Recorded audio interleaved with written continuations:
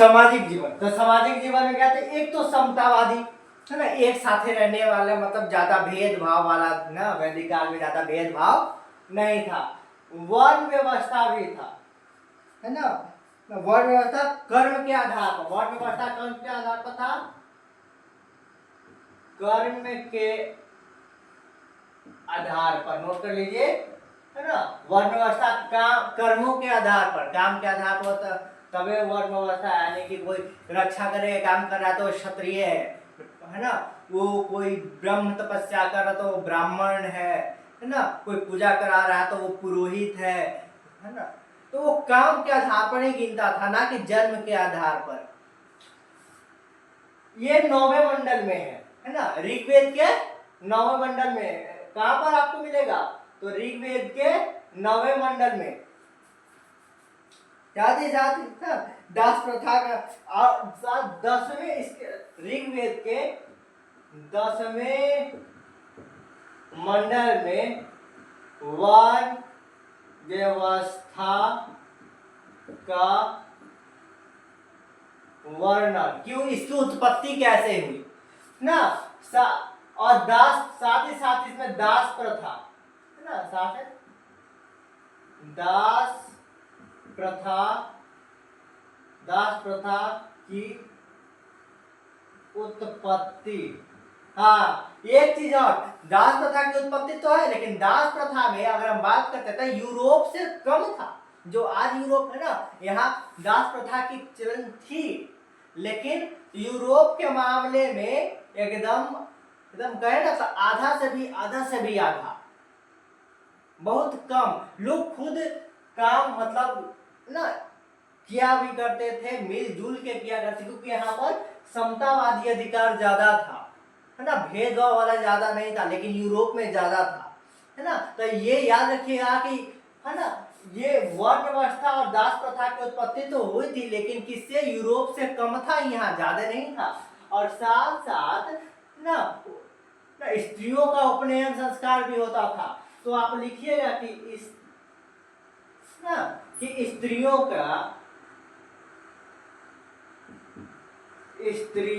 का उपनयन संस्कार, उपनयन संस्कार हुआ करता था। स्त्रियों को शिक्षा का अधिकार था, स्त्रियों को शिक्षा का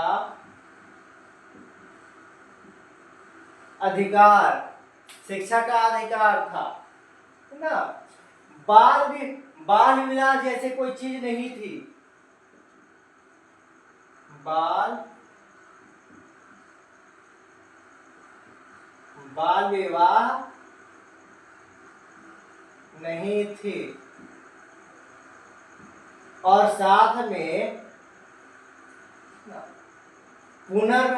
पुनर्विवाह की भी चलन थी। किसी का पति किसी वश, है ना, मृत्यु हो जाती है, तो उसको पुनर्विवाह की इजाजत यानी प्रचलन था, है ना, पुनर्विवाह का भी प्रचलन था।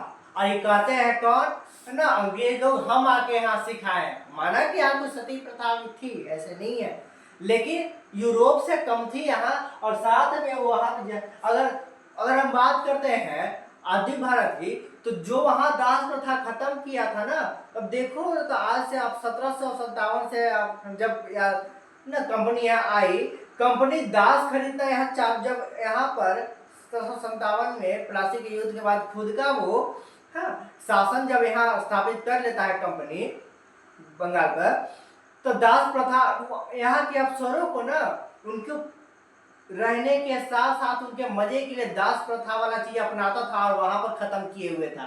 और किस प्रकार से कहता है कि यानी कैसे मानी को यहाँ पर सभ्यता को सही कर रहा था, वो तो बिगाड़ रहा था। आज देखिए उसका नतीजा आज है कि ना हमारी सारी संस्कृति क्या हो रही, धीरे धीरे विलुप्त की ओर बढ़ रही है। तो ये पुनर्विवाह की भी इजाजत थी, बाल विवाह की भी इजाजत नहीं थी। स्त्रियों को शिक्षा का अधिकार था, ये सिखाते हैं हमको, है ना, यूरोप वाले, ब्रिटेनियन वाले के यहाँ स्त्रियों की शिक्षा की व्यवस्था नहीं थी, जबकि वैदिक काल में हमारी थी ना। बलि,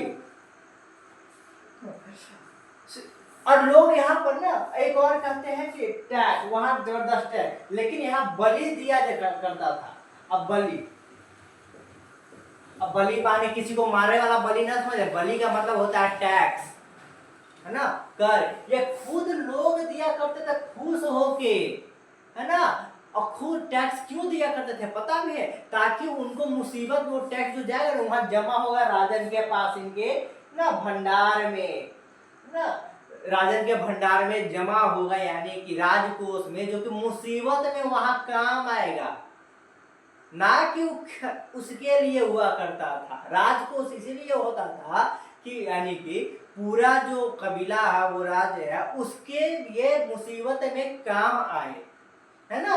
तो इसीलिए लोग कर यानी कि लगान या कर आप कहिए, यानी कि उस वक्त के में बलि मतलब हो गया आपका कर, टैक्स, स्वेच्छा से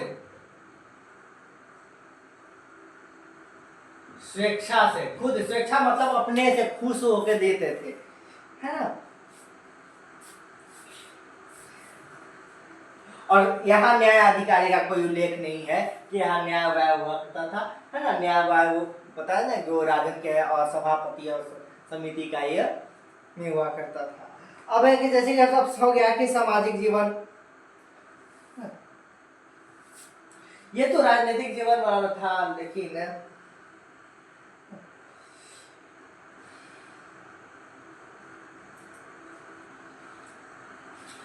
अब है कि टैक्स तो खुद से दिया ही करते थे। ये टैक्स वाला जो था, ये टैक्स वाला राजनीतिक जीवन में आती है, तो था सामाजिक जीवन को भी दर्शाती है कि वो कितने जिम्मेदार थे, है ना। तो ये दोनों में आप नोट कीजिएगा, किसी एक में ना, किसी एक में भी करेगा तब भी चलेगा। आप सिर्फ अगर आप राजनीतिक जीवन में करेंगे तब भी सही है, और सामाजिक जीवन में भी ये कर सकते हैं। और अब बात करते हैं इसकी व्यवस्था जो है, वोट व्यवस्था, जो कि 9वें मंडल में होती, ये तो ना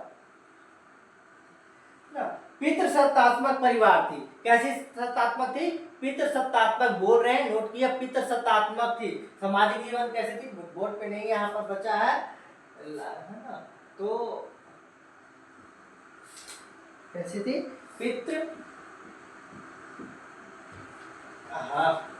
पितृसत्तात्मक थी, हम बोल ही रहे, नोट कीजिए, है ना। कैसी जीवन थी? पितृसत्तात्मक जीवन थी। स्त्री का उपनयन संस्कार का अधिकार था। टोटल 16 संस्कार हुआ करते थे, है ना। संस्कारों में भी हमारे यहाँ बताया ना, जो वो हमको सिखाते हैं सभ्यता, जबकि हमारे यहाँ पहले से 16 संस्कार, यूरोप हमको संस्कार सिखाते हैं, संस्कृति सिखाते हैं, हमारे 16 संस्कार पहले से था। और गुण का तो कहो ना, ओए वाला जो कहा है ना कि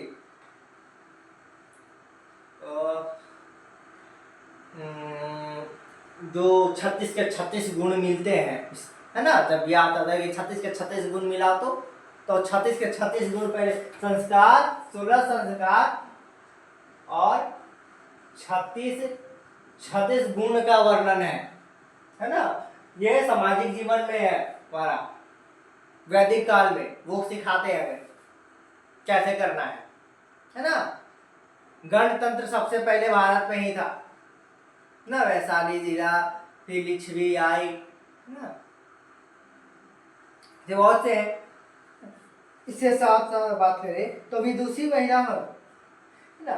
और यहाँ देखिए कॉमेडी काम करने की इजाजत दी थी ना, तब कॉमेडियन वाली, यानी कि हंसाना मजाना वाला, पर्दे के पीछे से अपना बैठ के हंसी मजाक वाला काम कर सकते थे। तो विदुषी का काम था, ये स्त्रियों के थे था, स्त्रियों को सौंपा गया था। विदुषी महिलाएं अगर जो कि गर्गी, मैत्री, कल्याणी, है ना, ऋषि परिवार या उत्तर वैदिक काल से संबंधित ये सारी महिलाएं हुआ करती थी।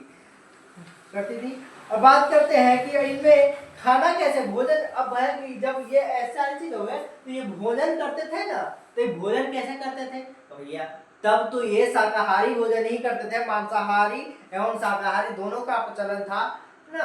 क्योंकि सुनते हो कि शिकार करने जाते थे राजा, तो शिकार क्या करते थे, शिकार करके, है ना, तो ये मांसाहारी और दोनों हुआ करते थे। क्योंकि पुराने वेदों में अगर देखा जाए, उदय से पहले कोई ग्रंथ आदि चीजें पढ़ लिया तो उसमें राक्षस आदि चीजों का भी जिक्र होता है, जो कि शैव हुआ करते थे। शैव अर्थात कि शिव के भक्त, है ना, जो तो जैसे अगर वो मांसाहारी भोजन शिव से राक्षस है तो भोजन मांसाहारी करेगा, इसलिए शाकाहारी और मांसाहारी दोनों का जिक्र है, इसीलिए, है ना। तो लोग कहते हैं कि तो ना मांस सब शिकार, है ना, तो फिर कैसे जिक्र है कि वो शाकाहारी थे तो मांसाहारी थे, तो मांसाहारी इसीलिए भी है क्योंकि वो पहले वहाँ दानव राक्षस आदि का भी जिक्र है उसमें, और वो मांसाहार भी किया करते थे और शाकाहार भी किया करते थे, इसीलिए इन दोनों का जिक्र है ना। मनोरंजन के तौर पे नृत्य, घोड़ दौड़, पासा, है ना, जैसे कि चौसा इत्यादि खेला जाता था। तो ये हो गया।